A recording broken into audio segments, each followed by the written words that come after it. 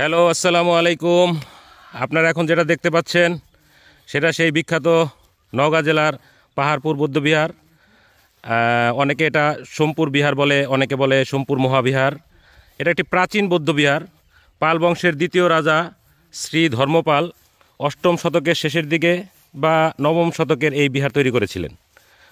পরে আপনার 1879 খ্রিস্টাব্দে স্যার আলেকজান্ডার কানিংহামের এই বিশাল স্থাপনা আবিষ্কার করেন।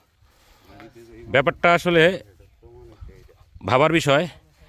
তবে এখানে আমাদের সেই ইউনেস্কোর মতে পাহাড়পুর বিহার ও সোমপুর বিহার দক্ষিণ হিমালয়ের দ্বিতীয় বৃহত্তম বৌদ্ধবিহার।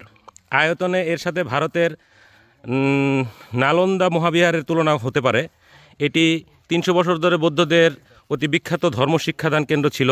শুধু উপমহাদেশের বিভিন্ন স্থান থেকেই নয়, বরং চীন, তিব্বত, মায়ানমার, তারপরে মালয়েশিয়া, ইন্দোনেশিয়া, কম্বোডিয়া দেশের বৌদ্ধরা এখানে ধর্মজ্ঞান অর্জন করতে আসতেন। তারপর মোটামুটি 1885 সালে ইউনেস্কো এটাকে স্বীকৃতি দেয় বিশ্বের ঐতিহ্যবাহী স্থান হিসাবে। ধন্যবাদ। আসসালামু আলাইকুম।